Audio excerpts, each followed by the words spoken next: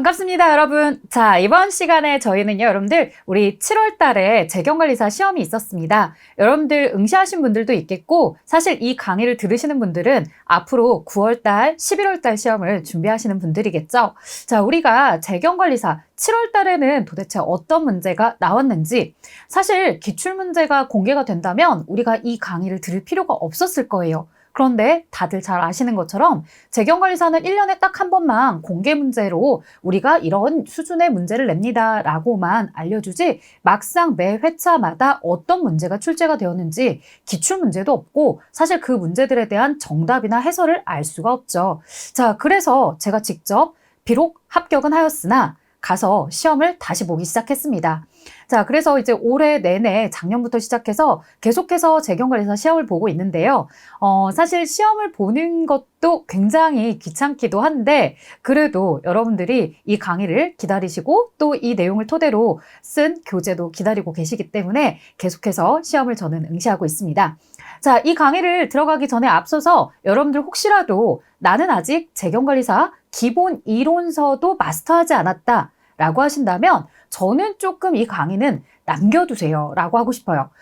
이 강의가 지금 당장 필요하신 분들은 바로 코앞에 시험을 앞두고 계신 분들일 겁니다. 내가 어느 정도 재경관리사에 대해서 학습이 되었는데 이제 시험 문제에 대한 유형이나 기출문제나 이런 것들을 좀 풀어봐야 되는데 기존에 있던 교재들에 대해서 어느 정도 풀기는 했다. 헌데 이게 또 과거형이다 보니까 최신 트렌드가 궁금하더라. 그리고 내가 어느 정도 수준까지 알아듣고 있는지 궁금하더라 라고 하신다면 저와 함께 같이 진행을 해보면 좋겠습니다.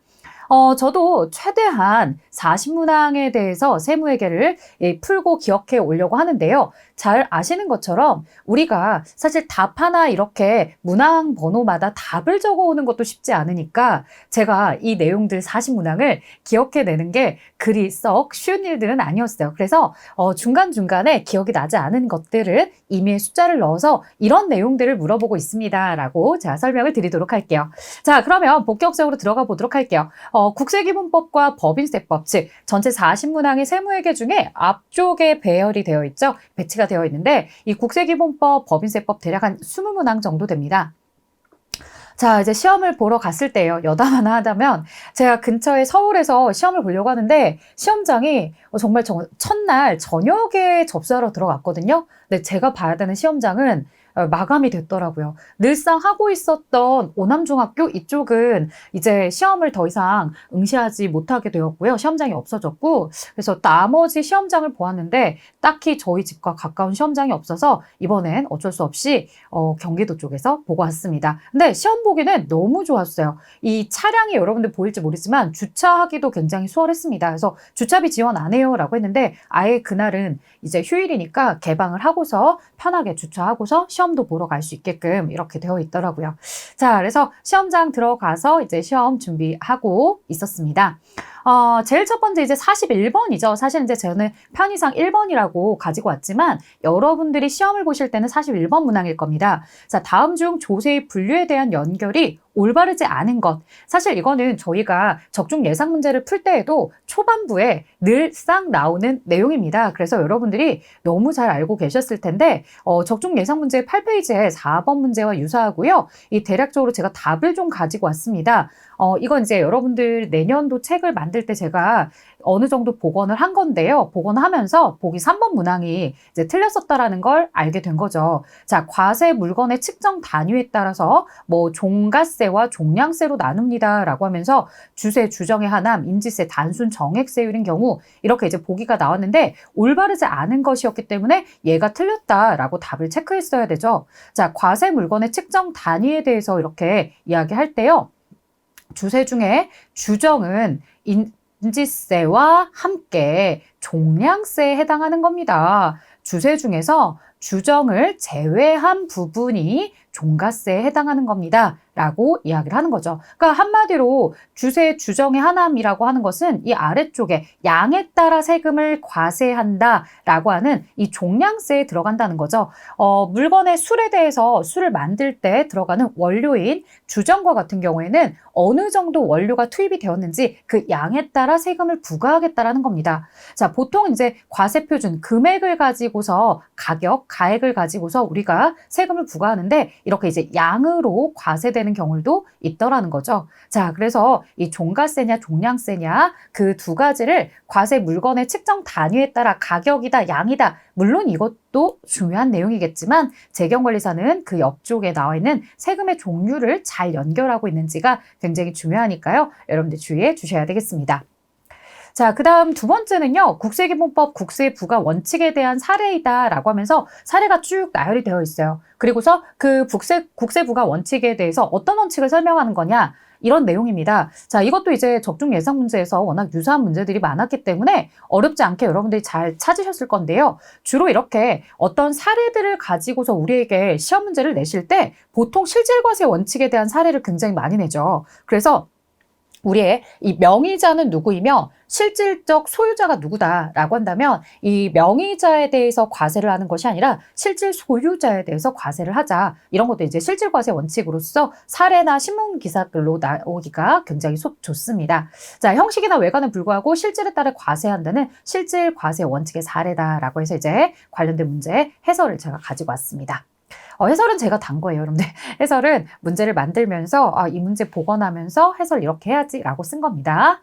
자, 근거과세 원칙에 대한 설명으로 올바르지 않은 것은 이렇게 물어보는 문제도 있었습니다. 자, 우리가 국세부가 원칙이다라고 하면 실신근조해서 이제 근거과세 원칙도 있는데요. 이 국세에 대해서 올바르지 않은 것이니까 요 보기가 있었거든요. 자, 국세를 조사 결정할 때 장부의 기록 내용이 사실과 다르거나 장부의 기록에 누락이 있을 때에는 전체를 정부가 조사한 사실에 따라 결정할 수 있다. 라고 이야기하는데요. 자, 전체를 이 부분이 틀렸다 이겁니다. 자, 그 부분에 대해서 그러니까 기록이 누락되거나 기록이 좀 오기가 된 경우에 그 해당하는 부분에 대해서만 정부가 조사한 사실에 따라 결정을 하는 거지 전체를 싹 다 정부 맘대로 결정하는 건 아니라는 얘기겠죠. 자, 그래서 근거과세는 장부나 이 기록을 근거로 해서 과세를 한다. 이 정도까지는 여러분들이 잘 기억을 하셨을 테지만 이 전체다, 부분이다 이런 거에 대해서는 사실 디테일을 좀 놓치기가 쉽죠. 그래서 그런 부분들 디테일 잘 챙기셨으면 해서 가지고 왔습니다. 자, 다음 중 가산세의 감면에 대한 설명으로 가장 올바르지 않은 것은 해서 가산세에 대한 부과를 주로 많이 물어봤죠. 근데 가산세에 대해서 내가 조금 더 빠르게 가산세를 신고하고 납부하게 되면은 또 나름대로 감면을 해주고 있습니다. 자, 그런 설명들 중에서 올바르지 않은 것을 고르세요 라고 하는 문제가 있었고요. 이렇게 과세표준과 세액을 경정할 것을 미리 알고 과세표준 신고를 한 경우에도 감면을 받을 수 있다라고 했는데 이 나라가 나에게 너 이거 잘못했어 라고 이미 지적이 올 거라는 걸 나도 알고 내가 틀렸다는 걸 나라도 아는 상황이에요. 그렇다면 그런 경우에 과세표준을 다시 신고했다고 해서 감면을 받거나 그러지는 않다는 거죠. 자, 그런 내용이 이렇게 있습니다. 과세표준과 세액을 결정 및 경정할 것을 미리 알고 과세표준을 다시 재신고한 경우에는 감면 대상에서는 제외한다. 즉 감면을 받을 수는 없다. 그러니까 결국에는 뭐겠어요? 과세 당국이 그 사실에 대해서 정확하게 알기 전까지 내가 과세 당국에게 나의 사실을 알려줘야 되는 거지 나중에 가서 과세 당국이 야, 너 그거 잘못했더라? 라고 이렇게 이야기하는 걸 듣고서 쟤 나한테 지금 가산세 매길 거지. 나 지금이라도 빨리 가야지 라고 하면은 그때는 감면은 안 된다는 거죠. 자, 그 다음 5번째 갑니다. 사업 연도에 대한 설명을 물어봤습니다. 법인세법상 사업 연도 여러분들 시험을 준비하시면서 당연히 체크해 주셔야 되겠죠. 적중 예상 문제 44페이지 9번 문제와 굉장히 닮아있던 문제인데요. 자, 내용을 좀 보도록 하겠습니다. 법인 설립 이전에 발생한 손익은 발기인의 소득이므로 신설법인의 최초 사업 연도에 귀속시킬 수 없다라고 해서 이야기하죠. 그러니까 법인을 아직 완벽하게 설립하기는 전인 거예요. 그러니까 법인의 형태를 갖추기 전이죠. 그래서 일반인들이 이 법인에 대해서 설립하고자 하는 사람들이 모여서 이제 회사를 설립하는 과정인데요. 이때도 소득이 발생할 수 있다 이거죠. 그렇다면 개인의 소득으로 볼 것이냐 아니면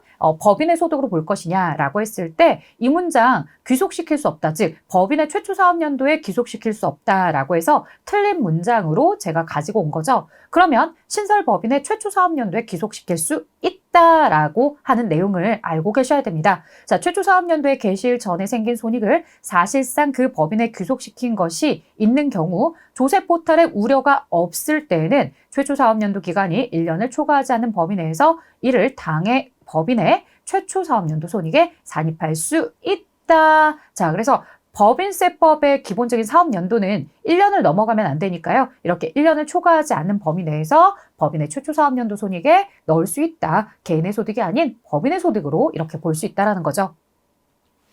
자, 그 다음에 입금 산입에 해당하는 거. 이거는 여러분들 매시험 나옵니다. 다음 중 입금 항목을 고르시오.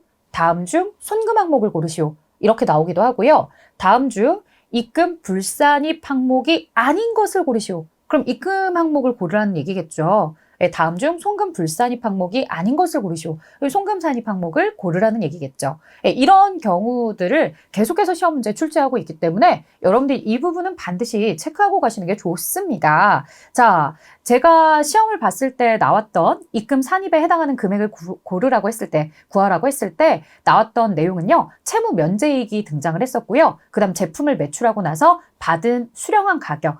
보통 우리가 이제 제품을 매출하게 되면 제품 매출입니다 라고 이야기하면서 이제 뭐 현금이든 외상이든 이렇게 거래가 기록이 되잖아요. 이 제품 매출이 법인세법에서도 똑같이 입금에 해당한다라는 거죠. 그래서 입금 항목에 해당하는 거 혹은 입금 산입에 해당하는 거 이렇게 하면은 지금 보시고 있는 채무 면제이익과 제품 매출한 후에 수령한 가격 이런 것들을 입금 항목으로 넣게 된다는 거. 채무 면제이익에 대해서는 여러분들 우리가 뭐 2월 결손금 보전에 충당하였다 이런 표현이 없으면 일반적인 채무 면제이익은 우리가 회계에서도 영업의 수익으로 처리하는 것처럼 마찬가지로 여기서도 입금으로 보고 있는 거죠. 자, 그 다음 볼게요. 소득의 귀속자에게 소득세가 부과되지 않는 소득 처분. 자, 이런 거 뭐가 있을까요, 여러분들? 소득의 귀속자에게 소득세가 부과되는 것부터 먼저 얘기 좀 해볼까요? 귀속자에게 소득세가 부과되는 것들은 상여라든가, 그 다음에 또 배당이라든가, 또 기타 소득이라든가, 이런 것들에 대해서 이 소득의 귀속자의 소득세가 부과가 되고 있는 상황이죠.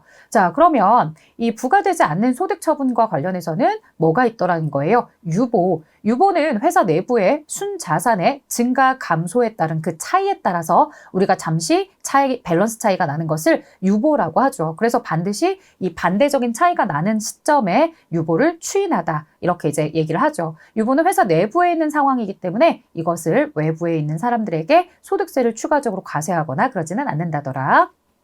자, 그 다음 볼게요. 법인세법상 손금으로 인정되는 금액은 얼마인가? 라고 물어보고 있습니다. 자, 손금 인정을 위한 요건을 모두 다 갖추고 있습니다. 라고 하면서 이 몇 가지 요소들이 열거가 되었을 텐데요. 이 업무용 승용차 관련 사적 사용 비용이 등장을 한 거죠. 그러면 아무리 증빙을 잘 갖추고 있다 하더라도 이 사적 사용, 즉 업무와 관련성이 없기 때문에 이와 관련된 비용에 대해서는 손금으로 인정될 수 없는 거죠. 그래서 손금으로 인정되는 금액을 구하세요 라고 했기 때문에 이 녀석은 당연히 제거하고서 구하셔야 되겠고요. 또 하나, 주식 할인 발행 차금도 제거하셔야 됩니다. 자, 우리가 주식 발행 초과금이다 라고 하면은 입금으로 보지 않아요. 이 주주들이 추가적으로 출자한 것으로 보죠.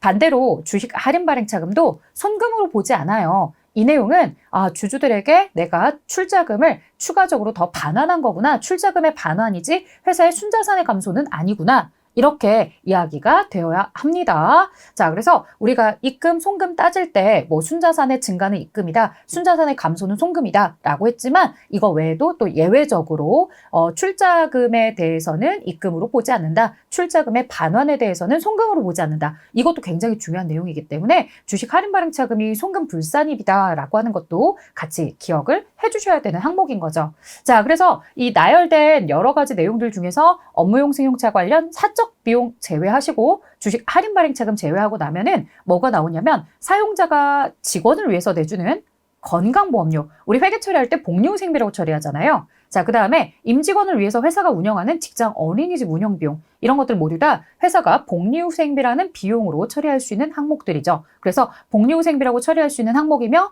법인세법도 손금으로 인정하는 항목들이었다. 그래서 이제 정답을 해당하는 금액을 집계해서 더한 다음에 보기에서 고르는 거였습니다. 자, 업무용 승용차 관련 사적 비용이다라고 하는 이 사적 비용에 대해서 여러분들이 멘트를 잘 보셔야 되는데 막상 시험장 가시면 이런 멘트가 눈에 잘 띄지 않아서 업무용 승용차 관련 비용이면 업무용이니까 나 더해줘야지 손금이야 라고 이렇게 오해하시는 분들이 있어요. 자, 절대 그러시면 안 되죠. 그 다음 본네요. 9번입니다. 물론 여러분들 또 이거 오해하시면 안 돼요.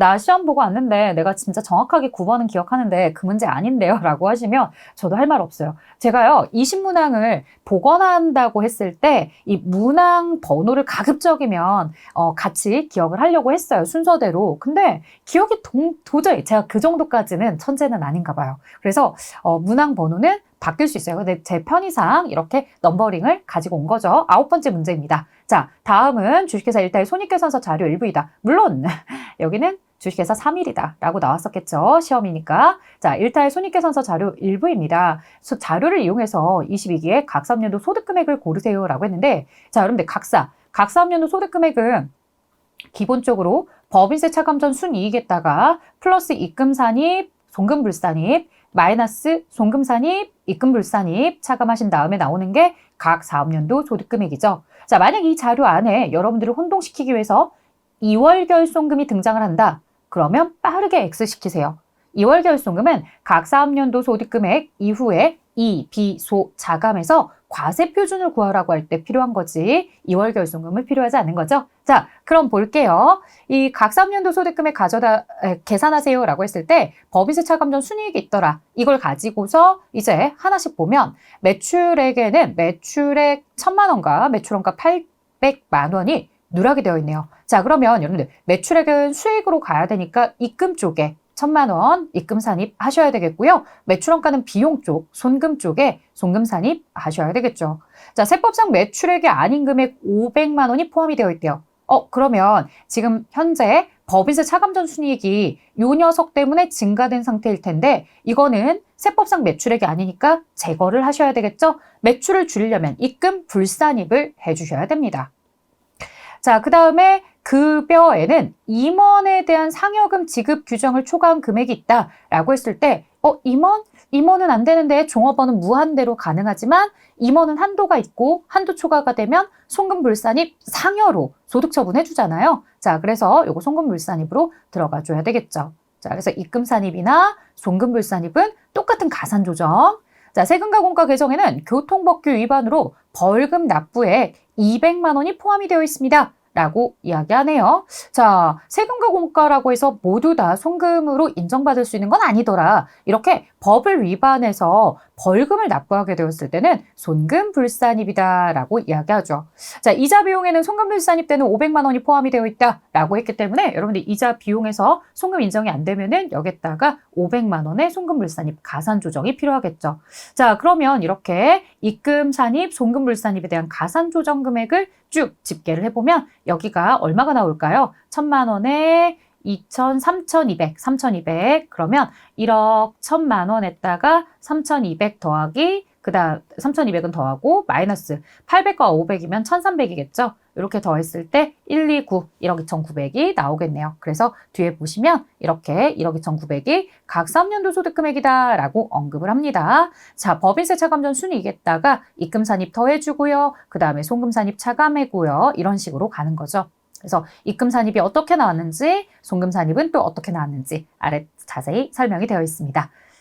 자, 다음 10번 볼게요. 7월 1일에 취득한 기계장치에 대한 자료입니다. 해당 자료를 기초로 10기에 사업년도에 감가상각 범위액을 고르세요 라고 했죠. 사실 이 문제에 대해서는요, 여러분들 기계장치에 대한 자료입니다 라고 했을 때 어떤 부분에 대해서 좀 조심하셔야 되냐면 사실 7월 1일은 전년도 7월 1일이에요. 그러니까 당해년도는 1월부터 12월 달까지 12개월을 전체적 가지고 있었다라는 거고 그 다음에 감가상각 방법에 대해서 신고하지 않았다라고 하는 자료가 만약에 박스 안에 있다고 한다면 여러분들에게 정액에 대한 비율도 나오고 정률에 대한 비율도 나올 거예요. 그러면 정률법이겠구나 라는 것도 아셔야 되겠죠. 기계장치 무신고할 때는 정률법입니다.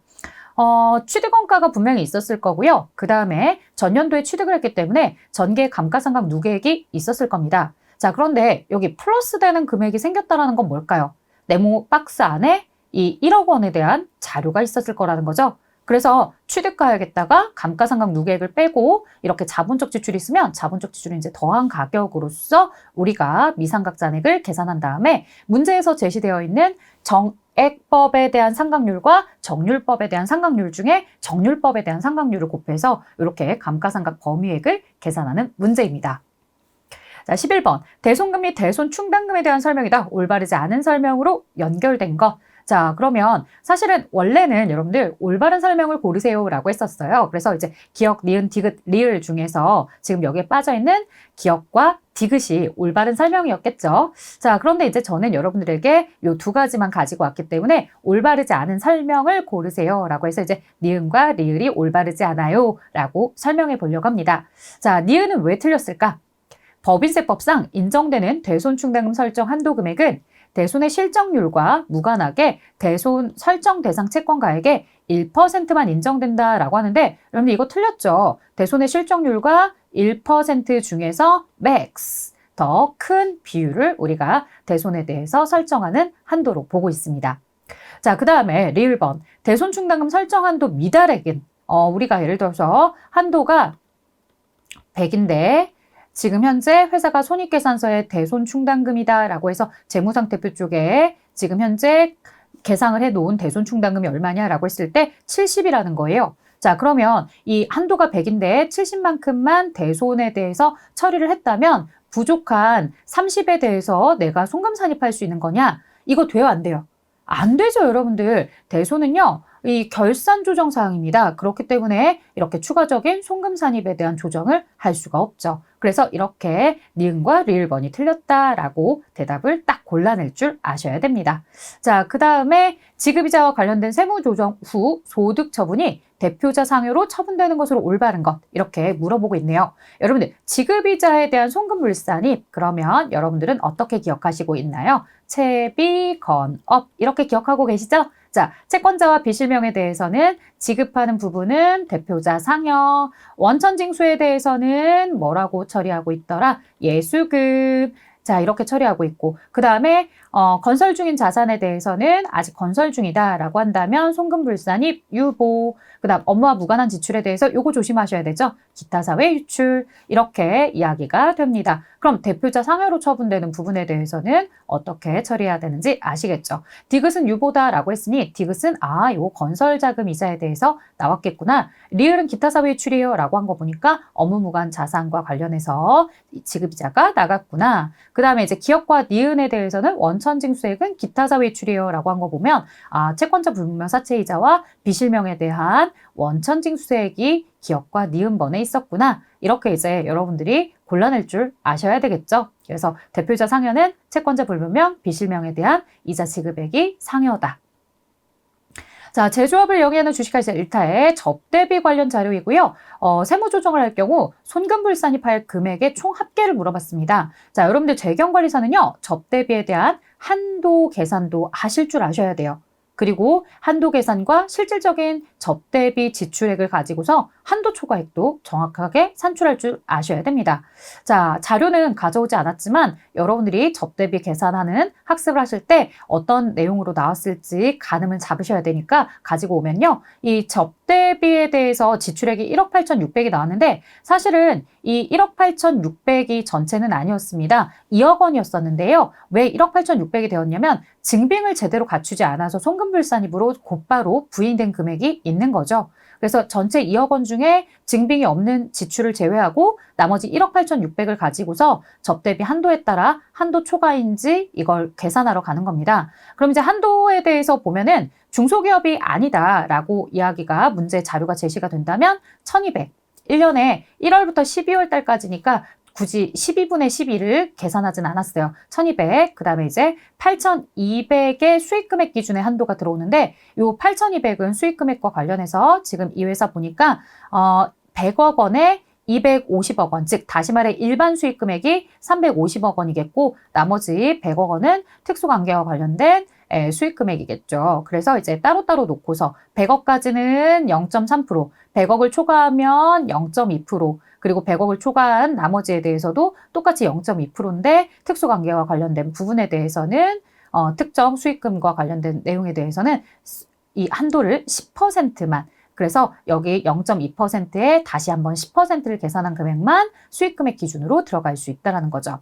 자, 그래서 수익금액 기준에서 8,200, 그리고 기본 한도가 1,200, 그래서 이제 얼마다? 9,400이 한도가 나오더라. 그러면 접대비 한도는 9,400인데 실지출액이 1억 8,600이니까 9,200은 송금불산입 되겠구나. 그래서 한도 초과되는 이 송금불산입 9,200에 증빙이 없었던 거래에 대해서까지 송금불산입이 돼서 이렇게 전체 금액을 넣도록 하는 거죠. 근데 사실은 저는 이렇게 얘기했지만 만약에 여러분들이 증빙불비에 대한 내용을 집계하는 걸 깜빡했다더라. 그래서 여길 그냥 2억 원으로 계산을 했다더라 라고 하더라도 2억 원에서 9,400을 제외하면 얼마겠어요? 1억 600이겠죠? 그래서 전체가 모두 다 송금불산입으로 들어가는 거라서 이렇게 계산하셔도 문제는 풀렸습니다.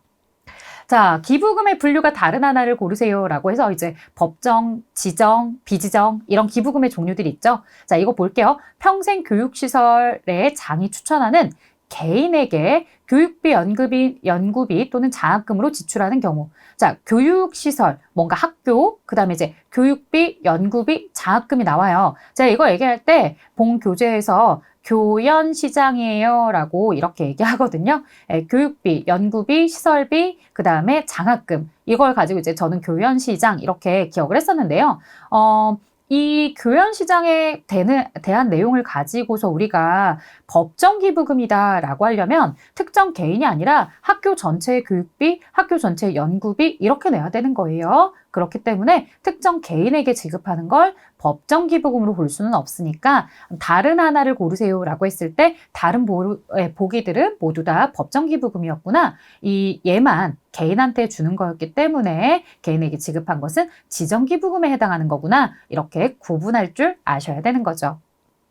자, 다음은 기부금의 귀속 시기에 대한 설명. 올바르지 않은 것을 고르세요 라고 했었죠. 그런데 기부금은 접대비와 달리 현금주의를 따라가고 있습니다. 그래서 어음이나 이런 것들도 발행한 시점이 아니라 이 어음에 대해서 언제 결제된 시점을 가지고 있었죠. 자, 그런 내용들의 연장선으로 나왔었는데요. 정답은 수표와 관련된 내용이었어요. 그래서 기부금의 지출을 위해서 수표를 발행한 경우에는 해당 수표를 발행한 날에 지출한 것으로 본다라고 하는데 이 수표를 발행한 날이 아니라 이 수표와 관련해서 은행 쪽이 교부해 준 날 지출한 걸로 봐야 되겠죠. 수표를 발행했다고 상대방이 돈을 찾아간 건 아니기 때문에 이 수표에 대해서 실제로 교부가 되어서 돈이 인출된 날 이렇게 보셔야 됩니다. 그래서 세법에 교부한 날이라고 이렇게 체크가 되어 있는데 실제 시험에 발행한 날이다라고 표현이 되어 있어서 정답을 4번으로 이렇게 체크를 하라고 했었어요. 이 4번 보기였어요. 4번 보기.